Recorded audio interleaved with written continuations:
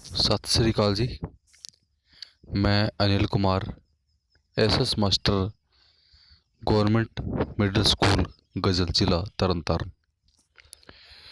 ਬੱਚਿਓ, ਅੱਜ ਆਪਾਂ ਜਮਾਤ 8ਵੀਂ ਦਾ ਵਿਸ਼ਾ ਸਮਾਜਿਕ ਸਿੱਖਿਆ ਦਾ ਇੱਕ ਲੈਸਨ ਹੈਗਾ ਕੁਦਰਤੀ ਸਾਧਨ। ਉਸ ਦੇ ਬਾਰੇ ਆਪਾਂ ਅੱਜ ਚਰਚਾ ਕਰਾਂਗੇ। ਬੱਚਿਓ, ਆਪਾਂ ਨੂੰ ਸਾਰਿਆਂ ਨੂੰ ਪਤਾ ਹੈ ਆਪਾਂ ਅੱਜ ਇੱਕ ਕਰੋਨਾ ਨਾਂ ਦੀ ਮਹਾਂਮਾਰੀ ਕਾਰਨ ਸਾਰੇ ਸਕੂਲ ਬੰਦ ਹੋਣ ਕਰਕੇ ਆਪਾਂ ਆਪਣੇ ਆਪਣੇ ਘਰਾਂ ਵਿੱਚ ਬੈਠੇ ਹਾਂ ਅਤੇ ਆਪਾਂ ਘਰ ਵਿੱਚ ਹੀ ਰਹਿ ਕੇ ਆਪਾਂ ਪੜ੍ਹਾਈ ਦਾ ਆਨੰਦ ਮਾਣ ਰਹੇ ਹਾਂ, ਉਹ ਵੀ ਔਨਲਾਈਨ ਸਿੱਖਿਆ ਰਾਹੀਂ। ਤਾਂ ਬੱਚਿਓ, ਆਪਾਂ ਚੰਗੀ ਤਰ੍ਹਾਂ ਧਿਆਨ ਨਾਲ ਇਸ ਨੂੰ ਪੜ੍ਹਨਾ ਹੈਗਾ ਅਤੇ ਸਮਝਣਾ ਹੈਗਾ। ਸਭ ਤੋਂ ਪਹਿਲਾਂ ਆਪਾਂ ਗੱਲ ਕਰਦੇ ਹਾਂ ਬੱਚਿਓ ਸਾਧਨ ਦੀ। ਸਾਧਨ ਕੀ ਹੁੰਦੇ ਨੇ? ਸਾਧਨ ਉਹ ਹੁੰਦੇ ਨੇ ਜਿਹੜੀ ਕਿ ਸਾਡੀਆਂ ਜ਼ਰੂਰਤਾਂ ਪੂਰੀਆਂ ਕਰਦੇ ਹਨ। ਕੋਈ ਵੀ ਤੁਹਾਡੀ ਜ਼ਰੂਰਤ ਹੈਗੀ ਉਹ ਤੁਹਾਡੀ ਪੂਰੀ ਕਰਦਾ ਹੈ ਤਾਂ ਸਮਝ ਲਓ ਤੁਹਾਡੇ ਵਾਸਤੇ ਕੀ ਹੈਗਾ, ਇੱਕ ਸਾਧਨ ਹੈਗਾ। ਸਾਧਨ ਆਪਾਂ ਦੋ ਤਰ੍ਹਾਂ ਦੇ ਹੁੰਦੇ। ਸਾਡੇ ਸਾਧਨ ਕਿੰਨੇ ਤਰ੍ਹਾਂ ਦੇ ਹੁੰਦੇ ਨੇ? ਦੋ ਤਰ੍ਹਾਂ ਦੇ। ਪਹਿਲਾ ਹੈਗਾ ਇੱਕ ਮਨੁੱਖੀ ਸਾਧਨ, ਜਿਹੜਾ ਮਨੁੱਖ ਬਣਾਉਂਦਾ ਹੈਗਾ। ਦੂਸਰਾ ਹੈਗਾ ਕੁਦਰਤੀ ਸਾਧਨ, ਜਿਹੜਾ ਕਿ ਉਹਦੇ ਵਿੱਚ ਕੁਦਰਤ ਦਾ ਕੋਈ ਵੀ ਇੰਟਰਫੇਅਰ ਨਹੀਂ ਹੁੰਦਾ, ਯਾਨੀ ਕਿ ਉਹ ਆਪਣੇ ਆਪ ਕੁਦਰਤ ਵੱਲੋਂ ਇੱਕ ਵਰਦਾਨ ਦੇ ਰੂਪ ਵਿੱਚ ਸਾਨੂੰ ਮਿਲੇ ਨੇ। ਜਿਵੇਂ ਕਿ ਭੂਮੀ, ਪਾਣੀ, ਮਿੱਟੀ, ਬਨਸਪਤੀ, ਖਣਿਜ ਪਦਾਰਥ, ਇਹ ਕੀ ਨੇ? ਸਾਡੇ ਕੀ ਨੇ? ਕੁਦਰਤੀ ਸਾਧਨ ਨੇ। ਇਹ ਸਾਡੇ ਦੇਸ਼ ਦੀ ਅਰਥ ਵਿਵਸਥਾ ਨੂੰ ਮਜ਼ਬੂਤ ਕਰਦੇ ਨੇ, ਇਸ ਕਰਕੇ ਇਸ ਨੂੰ ਦੇਸ਼ ਦੀ ਰੀੜ੍ਹ ਦੀ ਹੱਡੀ ਕਿਹਾ ਜਾਂਦਾ ਹੈਗਾ।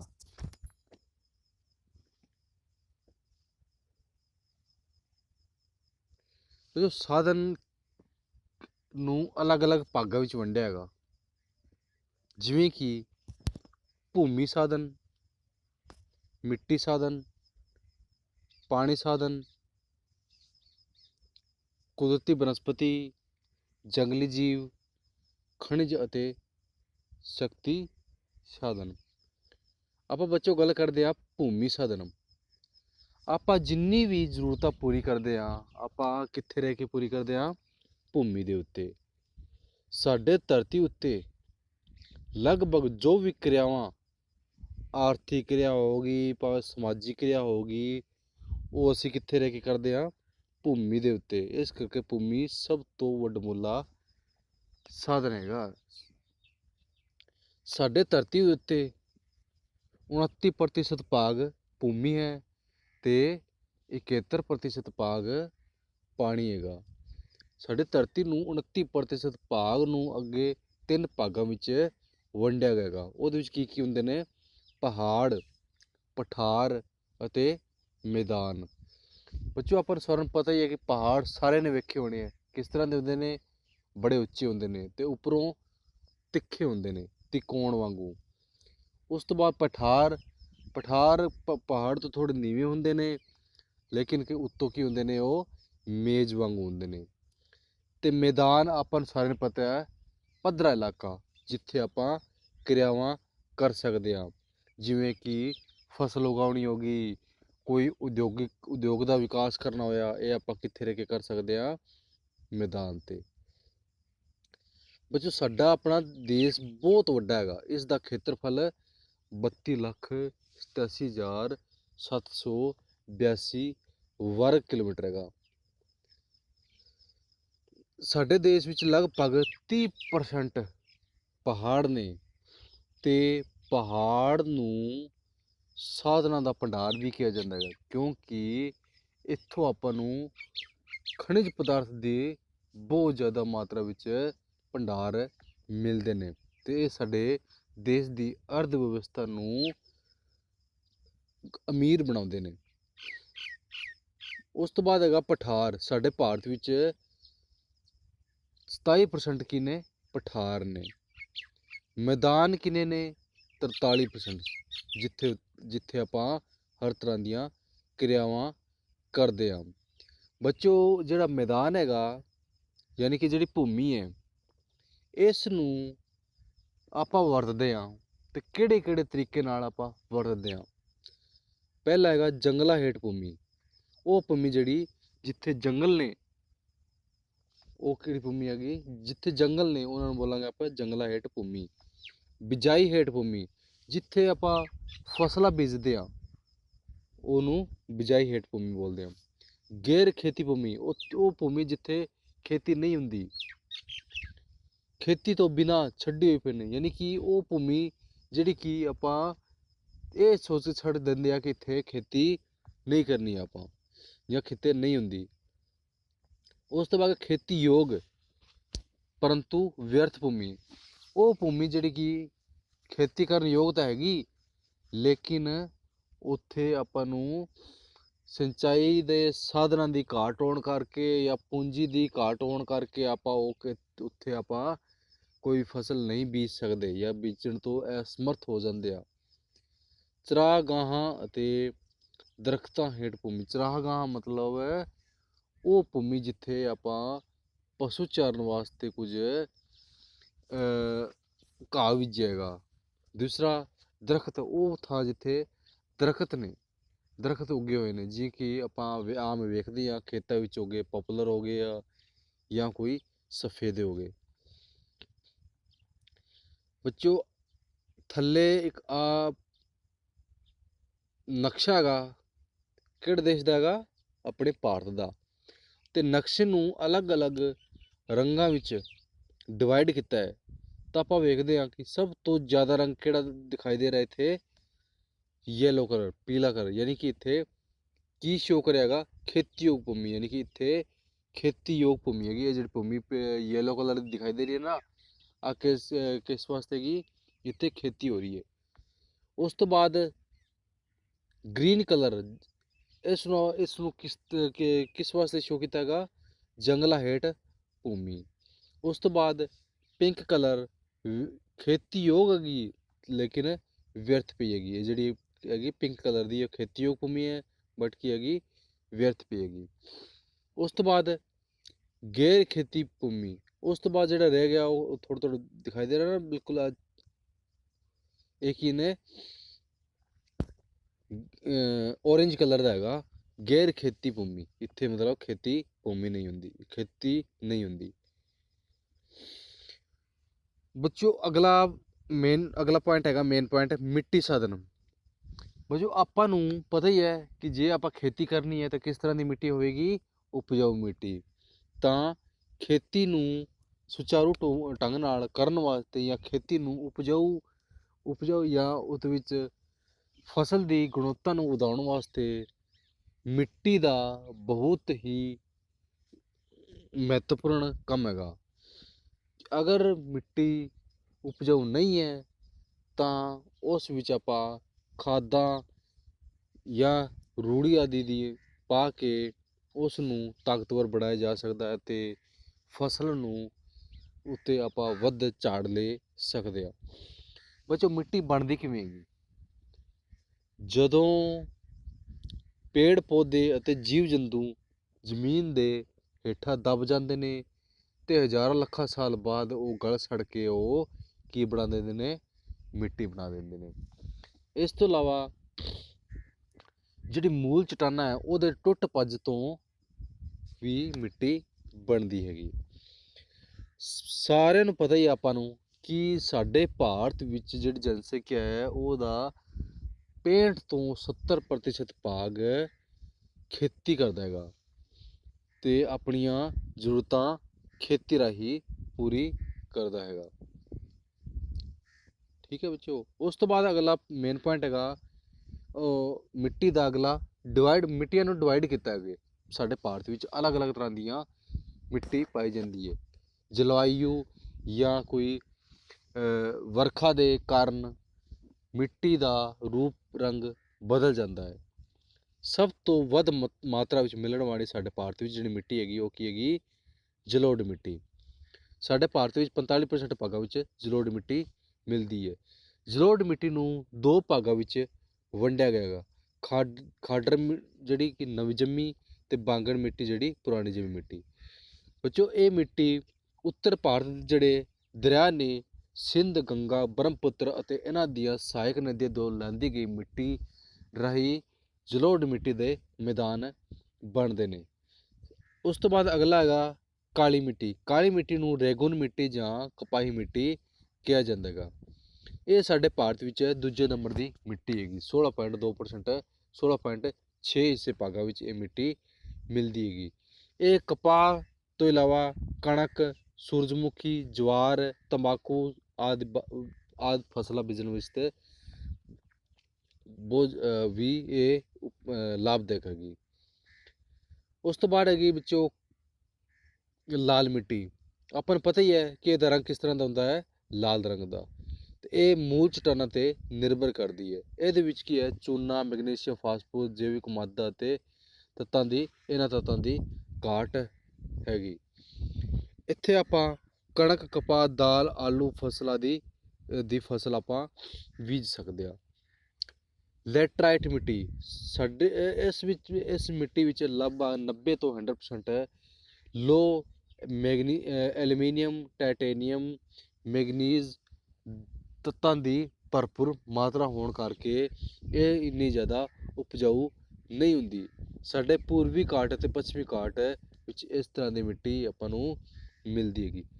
ਜੰਗਲੀ ਅਤੇ ਪਰਬਤੀ ਮਿੱਟੀ। ਜੰਗਲੀ ਮੀਨਸ ਜਿੱਥੇ ਜੰਗਲ ਨੇ, ਪਰਬਤੀ ਜਿੱਥੇ ਪਹਾੜ ਨੇ। ਇਹ ਮਿੱਟੀ ਜੈਵਿਕ ਮਾਦਾ ਤੋਂ ਤਿਆਰ ਕੀਤੀ ਜਾਂਦੀ ਹੈ, ਜੈਵਿਕ ਮਾਦਾ ਤੋਂ ਬਣਦੀ ਹੈਗੀ। ਇਹ ਮਿੱਟੀ ਇੰਨੀ ਜ਼ਿਆਦਾ ਉਪਜਾਊ ਨਹੀਂ ਹੁੰਦੀ, ਲੇਕਿਨ ਇਹਦੇ ਵਿੱਚ ਆਪਾਂ ਖਾਦਾਂ ਪਾ ਕੇ ਇਸ ਨੂੰ ਉਪਜਾਊ ਬਣਾ ਸਕਦੇ ਹਾਂ। ਮਾਰੂਥਲੀ ਮਿੱਟੀ ਯਾਨੀ ਕਿ ਰੇਗਿਸਤਾਨੀ ਮਿੱਟੀ, ਜਿੱਥੇ ਰੇਤ ਹੁੰਦਾ ਹੈ। ਉਹ ਮਿੱਟੀ ਜਿੱਥੇ ਰੇਗਿਸਤਾਨ ਯਾਨੀ ਕਿ ਘੱਟ ਵਰਖਾ ਅਤੇ ਗਰਮ ਜਲਵਾਯੂ ਕਾਰਨ ਇਸ ਮਿੱਟੀ ਉੱਤੇ ਪਾਣੀ ਦੀ ਸੋਖਣ ਸ਼ਕਤੀ ਵੱਧ ਹੁੰਦੀ ਹੈ ਤੇ ਇਹ ਮਿੱਟੀ ਉੱਤੇ ਲਗਭਗ ਉਪਜਾਊ ਦੀ ਮਾਤਰਾ ਘੱਟ ਹੁੰਦੀ ਹੈ। ਸਾਡੇ ਭਾਰਤ ਵਿੱਚ 4.3 ਹਿੱਸੇ ਵਿੱਚ ਇਹ ਮਿੱਟੀ ਪਾਈ ਜਾਂਦੀ ਹੈਗੀ। ਰਾਜਸਥਾਨ, ਗੁਜਰਾਤ ਆਦਿ ਹਿੱਸੇ ਵਿੱਚ ਇਹ ਮਿੱਟੀ ਮਿਲਦੀ ਹੈ। ਹੁਣ ਕੀ ਹੋ ਗਿਆ, ਪੰਜਾਬ ਰਾਹੀਂ ਜਿਹੜੀ ਨਹਿਰਾਂ ਨਿਕਲਦੀ ਹੈ, ਰਾਜਸਥਾਨ ਤੋਂ ਜਾਂਦੀ ਹੈ, ਉਹਦੇ ਰਾਹੀਂ ਇਸ ਮਿੱਟੀ ਉੱਤੇ ਜਾਂ ਇਸ ਏਰੀਏ ਦੇ ਉੱਤੇ ਸਿੰਚਾਈ ਹੋ ਰਹੀ ਹੈ। ਇਸ ਮਿੱਟੀ ਨੂੰ ਸਾਡੇ ਭਾਰਤ ਦੀ ਜਿਹੜੀ ਮਿੱਟੀ ਹੈਗੀ, ਇਸ ਨੂੰ ਅਲੱਗ ਅਲੱਗ ਤਰ੍ਹਾਂ ਦੀਆਂ ਸਮੱਸਿਆਵਾਂ ਦੇਖਣ ਨੂੰ ਮਿਲਦੀਆਂ ਹਨ।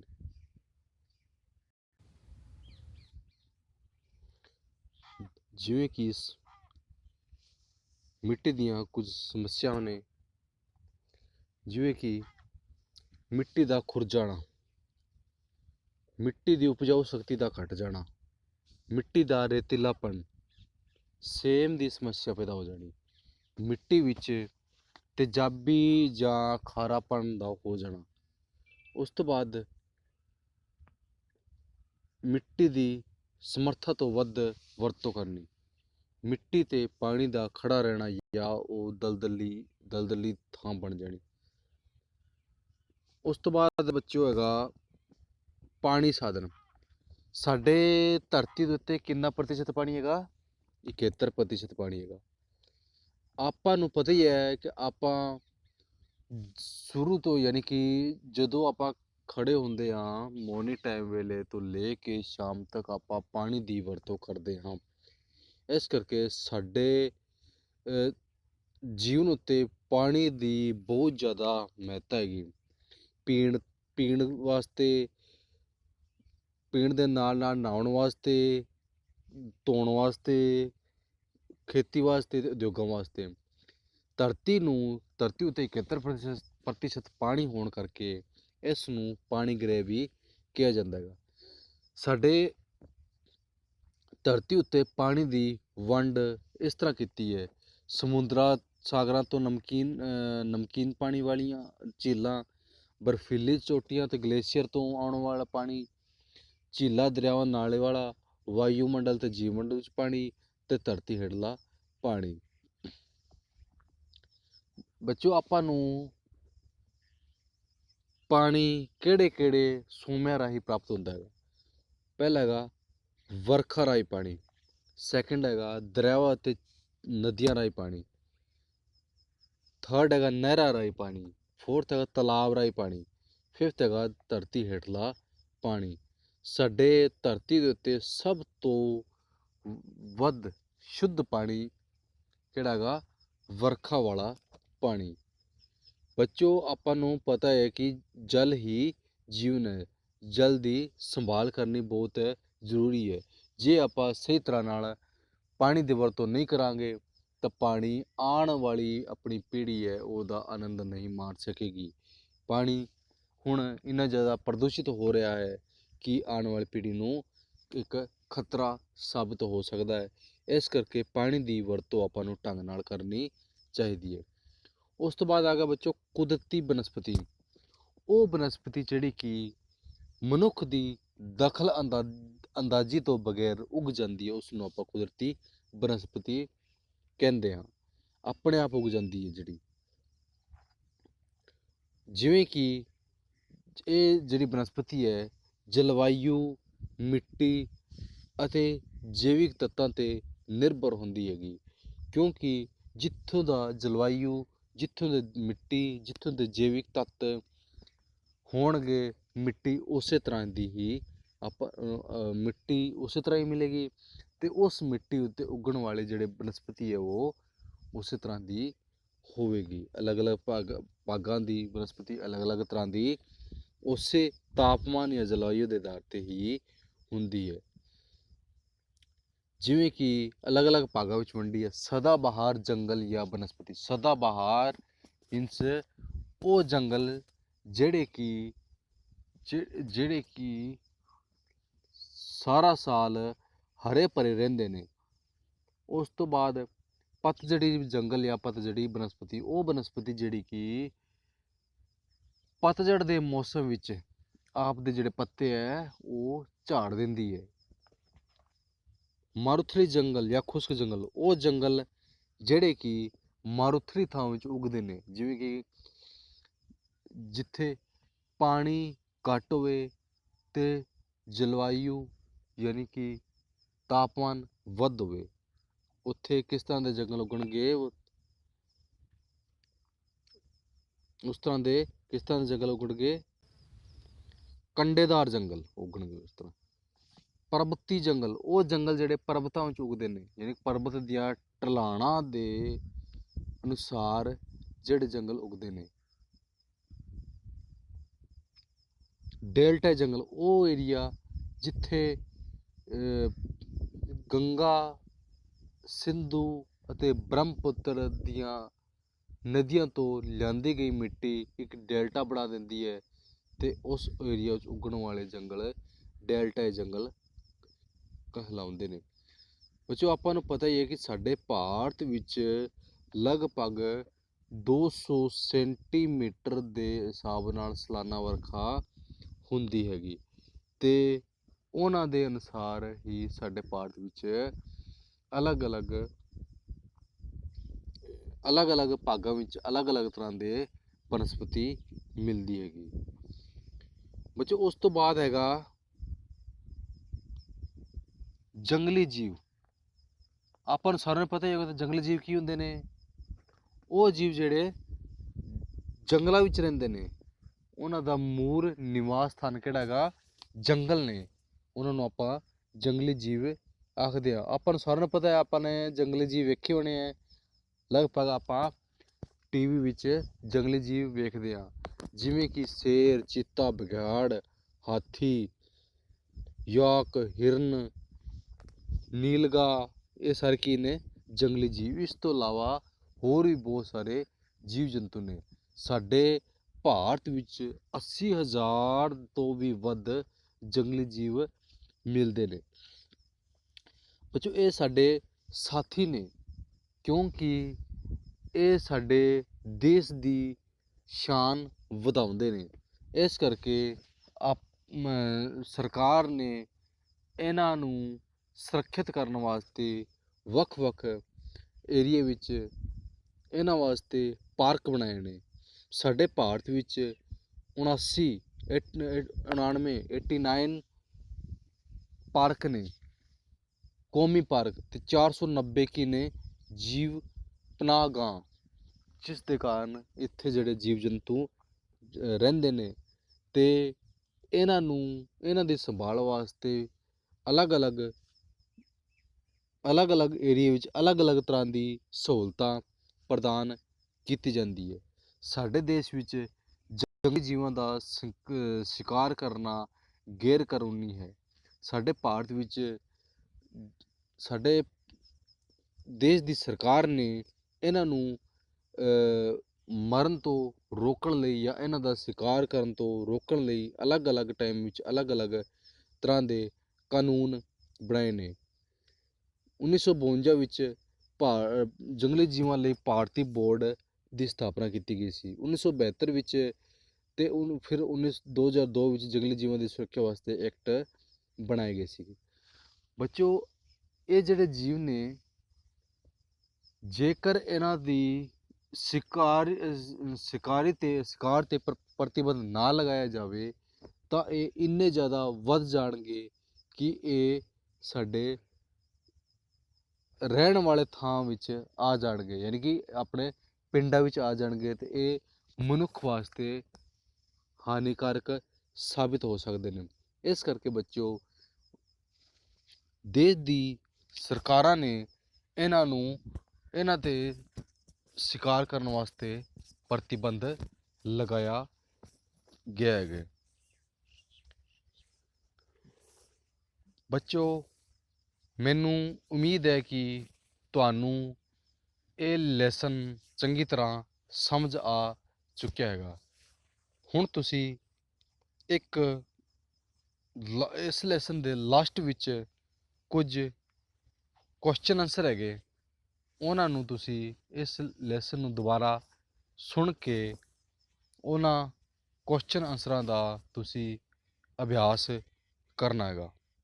ਇਸ ਤੋਂ ਇਲਾਵਾ ਬੱਚਿਓ, ਇੱਕ ਗੱਲ ਬਹੁਤ ਜ਼ਰੂਰੀ ਹੈਗੀ ਕਿ ਆਪਾਂ ਨੂੰ ਸਾਰਿਆਂ ਨੂੰ ਪਤਾ ਹੀ ਹੈ ਕਿ ਆਪਾਂ ਘਰਾਂ ਵਿੱਚ ਬੈਠੇ ਹਾਂ ਤਾਂ ਇਹਦਾ ਮਤਲਬ ਹੈ ਕਿ ਆਪਾਂ ਬਿਲਕੁਲ ਸੁਰੱਖਿਅਤ ਹਾਂ।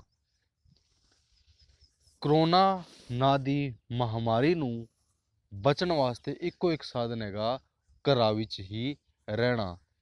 ਜੇ ਬਹੁਤ ਹੀ ਜ਼ਿਆਦਾ ਜ਼ਰੂਰੀ ਕੰਮ ਹੋਵੇ ਤਾਂ ਤੁਸੀਂ ਸੁਰੱਖਿਅਤ ਰਹਿਣ ਵਾਸਤੇ ਮੂੰਹ 'ਤੇ ਮਾਸਕ ਲਾ ਕੇ ਤੇ ਸੋਸ਼ਲ ਡਿਸਟੈਂਸ ਰਾਹੀਂ ਬਾਹਰ ਜਾਣਾ ਹੈਗਾ। ਤੇ ਜਦੋਂ ਘਰੇ ਆਓ ਤਾਂ ਹੱਥ ਮੂੰਹ ਨੂੰ ਚੰਗੀ ਤਰ੍ਹਾਂ ਤੁਸੀਂ ਸਾਬਣ ਨਾਲ ਜਾਂ ਕੋਈ ਹੈਂਡ ਸੈਨੀਟਾਈਜ਼ਰ ਨਾਲ ਤੁਸੀਂ ਉਸ ਨੂੰ ਧੋਣਾ ਹੈਗਾ, ਤਾਂ ਜੋ ਤੁਸੀਂ ਆਪ ਵੀ ਸੁਰੱਖਿਅਤ ਰਹੋ ਤੇ ਤੁਸੀਂ ਆਪਦੇ ਪਰਿਵਾਰ ਨੂੰ ਵੀ ਸੁਰੱਖਿਅਤ ਰੱਖੋ। Thank you.